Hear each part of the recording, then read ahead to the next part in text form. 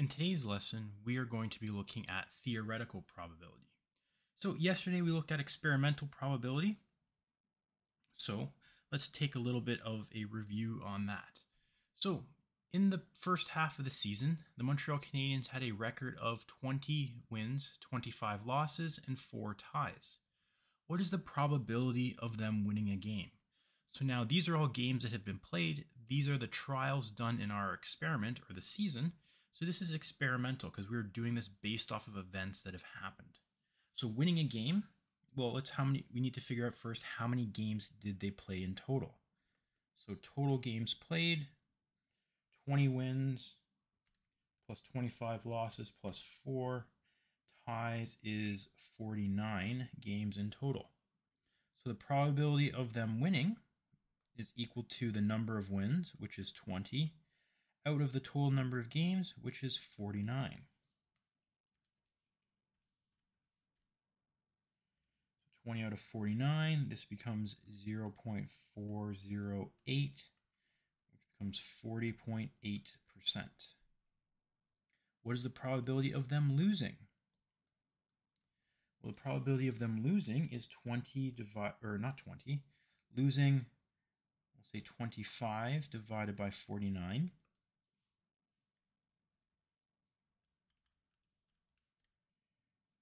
Which turned to a decimal is 0.5102, which becomes 51.02%. So based off the games played, there's a 51.02% chance that they lose. What is the probability of them earning at least 1 point?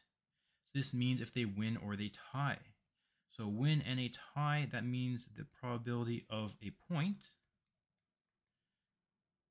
There are 24 out of 25 games where they got a point. So 24 divided by 49, that's our fraction. Then we have 0.4898 or 48.98%. So that's a bit of review of experimental probability. Relatively straightforward formula, converting between a fraction to a decimal to a percent. Theoretical probability and odds is what we're going to be looking at today. Theoretical probability is the likelihood of all possible outcomes, also called classical probability. Now, this is very similar to experimental probability. The formula is the exact same thing. The only difference now is some of the terms or some of the letters. PA is still the probability that outcome A occurs. NA is now the number of ways it can occur. And NS is the total number of possible outcomes in the sample space. So slightly different meanings in the different terms here, or the different components, but essentially it's the same thing. The only difference is now we're looking at the all possible outcomes that could happen, and we're looking theoretical, not experimental.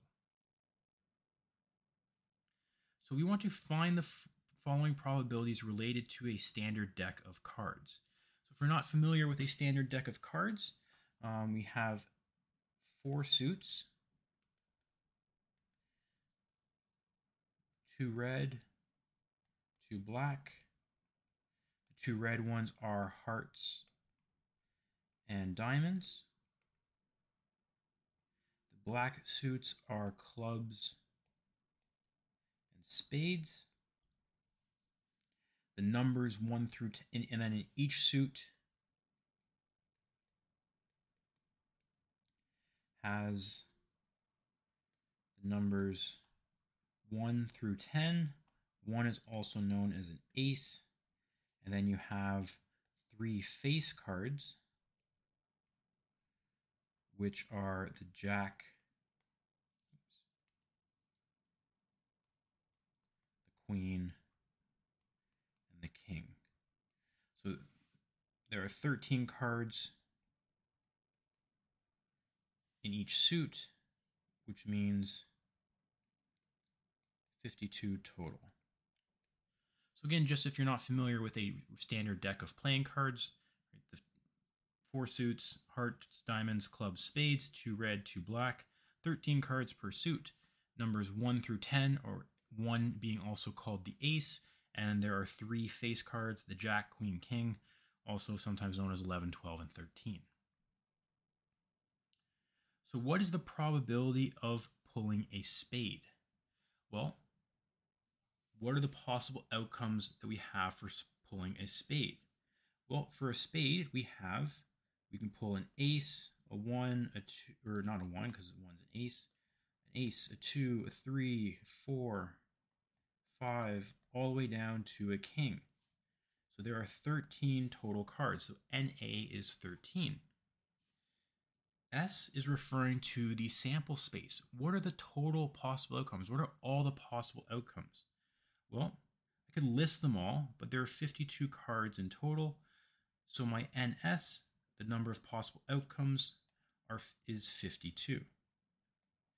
So this right here, what we just did here, this is called the set notation. So this is basically listing out all the possible outcomes. A is referring to all the possible outcomes that we could have for A, and that's listing them specifically. The ace, the 2, 3, 4, 5, 6, and so on. The S is referring to the total set or the sample space. So all possible outcomes. So I could list the ace of hearts, the ace of diamonds, the ace of clubs, the ace of spades, and then go through that for every single suit. I'm not going to do that. I'm just going to write that there are 52 cards in total.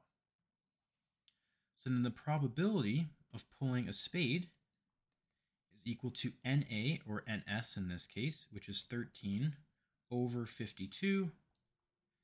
You could reduce this to 1 over 4 because it makes sense. There's one total suit out of the 4 that we're pulling, which is 0.25, which is 25%. So again, unless it specifically asks for the answer to be represented in a specific way, it's up to you how you want to represent the answer. I would say at least as a decimal or a percent, because that tends to give a better idea, especially when we think of that subjective probability that we talked about previously. It gives us a better idea of what we think, or gives us a better understanding of how probable the event is. Pulling a face card, so NA, or so A, again, our set notation, just to kind of get practice with that. We are looking at, right, king, or a jack, queen, king, let's say for all suits. So that means our NA is equal to 12. 3 cards for 4 suits, 12 total cards. Our S, or our sample space, again, there's the 52 cards. So NS is 52. And you don't have to write out this sample space every time. I'm just doing this just for a little bit of practice. So the probability of pulling a face card is going to equal 12 out of 52.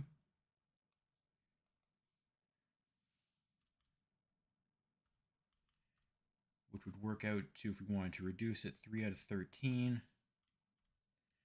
Which is 0.2308, or 23.08%. So there's a 23.08% chance of pulling a face card. Next, find the probability of rolling a sum which is greater than 5 when rolling 2 standard dice. So if we're rolling 2 die, we can see the outcome listed here. We could also create it as a table. So 1 and 1 gives us an outcome of 2. 2 and 1 is 3. 1 and 2 is 3. Think of it as like a multiplication table. So 1, except you're adding. 1, so an addition table. 1 and 3 is 4, or 3 and 1 is 4. 2 and 2 is 4. 1 and 3 is 4. And you can kind of start to see a pattern of how these numbers kind of appear.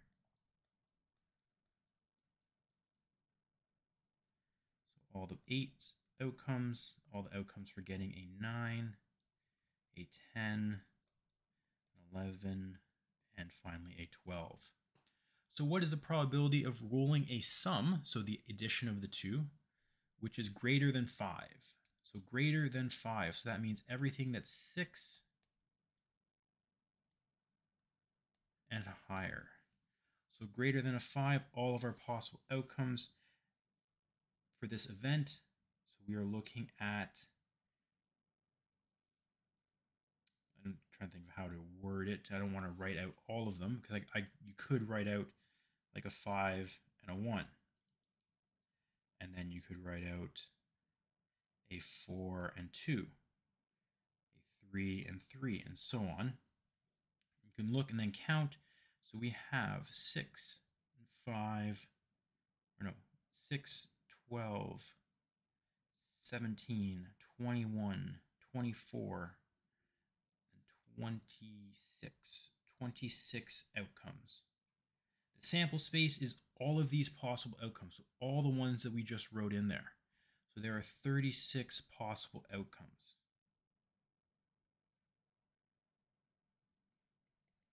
And again, if we really wanted to in our sample space, we could list them all.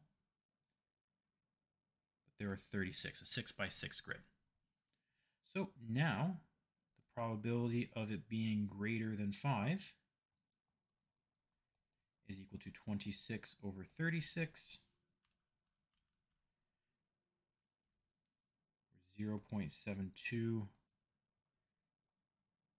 or 72 repeating, which becomes 72.2 repeating percent. So there's a 72.2% chance of rolling something greater than a 5 with 2 dice. Julia randomly picks a shirt and a pair of pants. She has 2 shirts, red and blue, and 3 pants, green, white, and yellow. So in some cases, we may be able to use a tree diagram to help us look at all the different combinations. It might not work out by using a table like we just saw.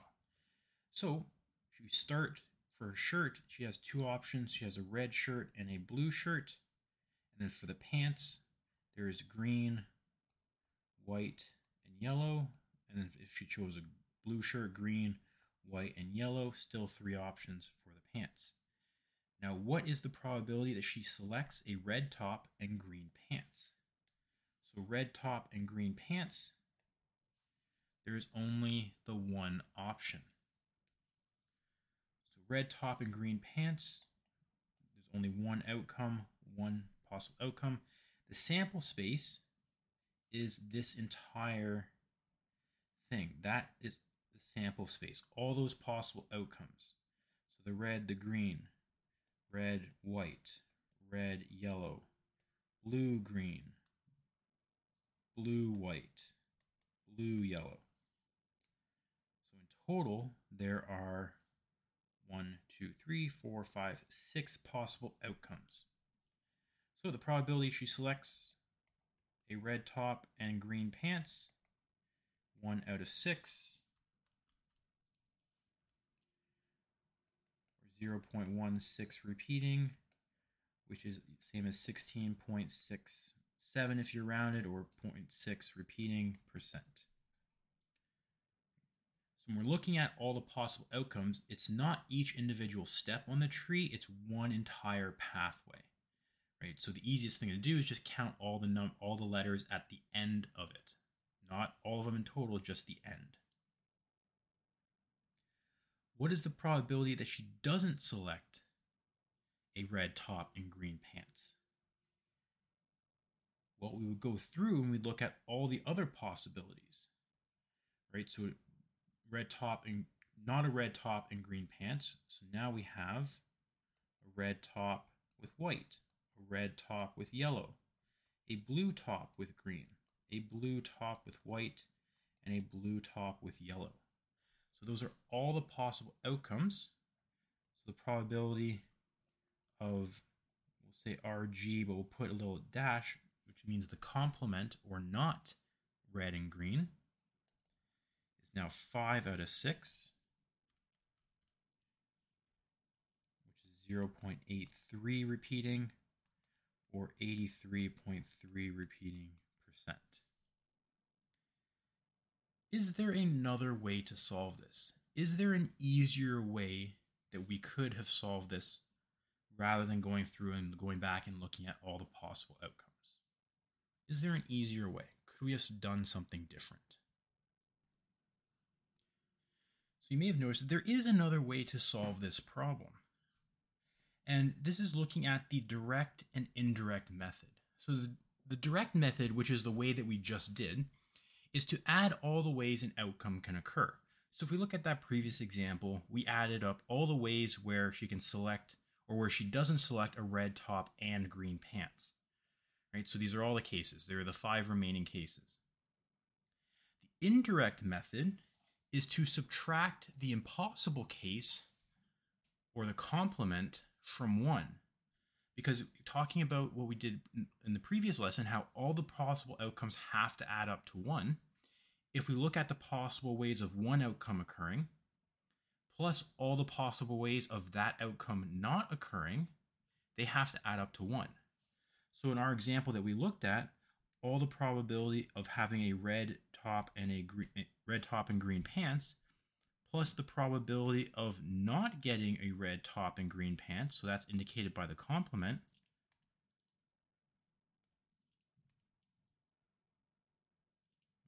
looks like a 6, but it should be a G. So getting the red top and green pants plus not getting the red top and green pants has to equal 1. So we can basically reverse this equation or rearrange it. So the probability of not getting the red top and green pants is equal to 1 minus, if we go back up, it was 16.6 repeating, or is a decimal 0.16. And even though it's rounded, we would still get something close to you might get 0.84 percent roughly, or the 83.33, depending on, again, how we round it. So that is one way to do it. So it might be easier, depending on the situation, it might be easier to use the indirect method rather than the direct, especially if it's dealing with a lot of different outcomes and it saves us in time of counting them all up. So it just depends on the situation. Odds. So you might hear the term odds when dealing with probability. And there's 2 different ways we can look at it. The odds in favor of something happening and the odds against something happening. So when we're dealing with the odds in favor of something happening, we're looking at the probability of the outcome occurring as a ratio to the probability of it not occurring. When we're dealing with odds against, it's the probability that it doesn't occur as a ratio to the probability that it does occur. So in this case, we can say that a sports commentator claims that a certain sports team has a 60% chance of making the playoffs. Determine the odds in favor of them making the playoffs.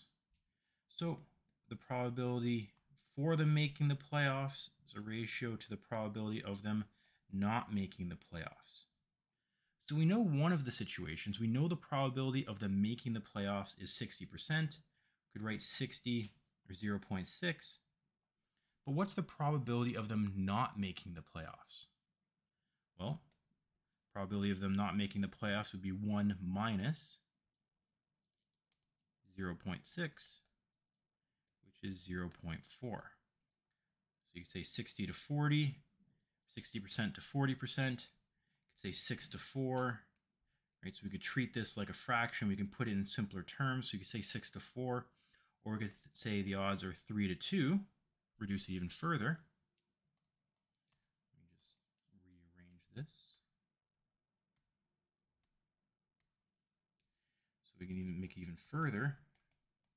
The odds are 3 to 2 that they will make the playoff, in favor of them making the playoffs.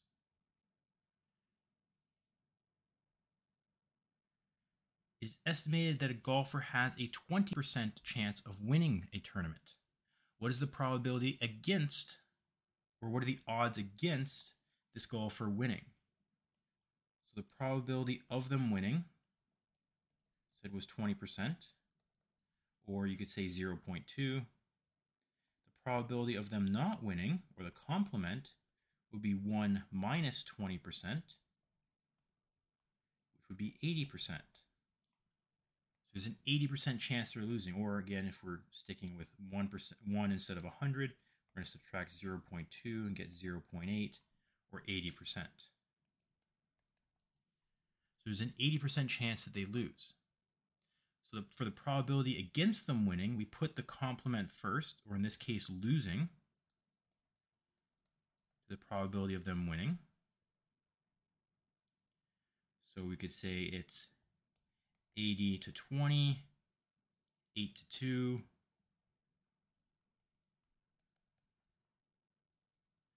or there's 4 to 1 odds against them winning, or 4 to 1 odds in favor of them losing. So again, it all depends on what the question's saying, because there's different ways you could word this answer, right? 4 to 1 odds against them winning, 4 to 1 odds for them losing, which is the same thing. So you want to be careful and make sure you read the question carefully.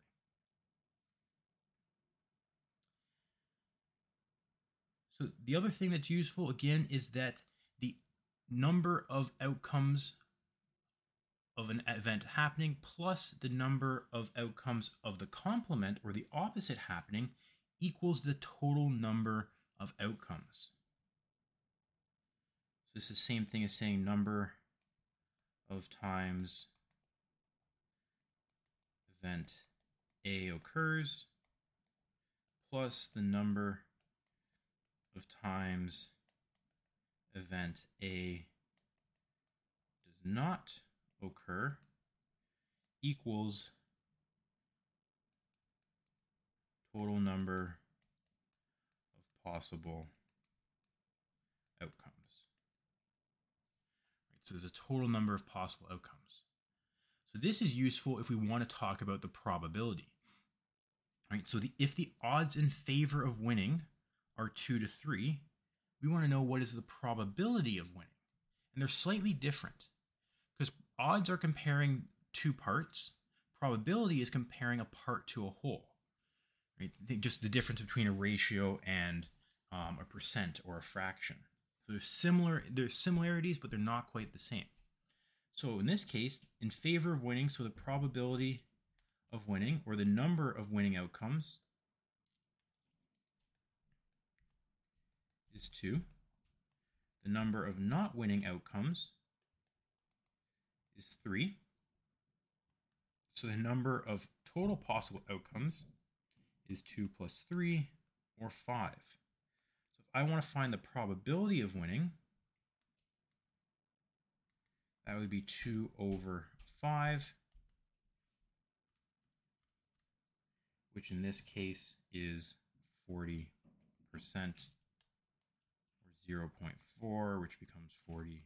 And you might say, well, I thought the 2 was the probability of them winning compared to the probability of them losing.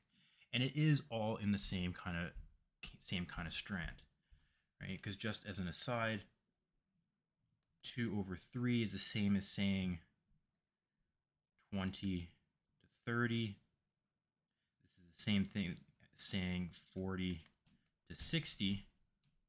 And when I look at 40 to 60, this is the same thing as saying if I had 100%, right? 4% or 40% to 60%, winning, losing.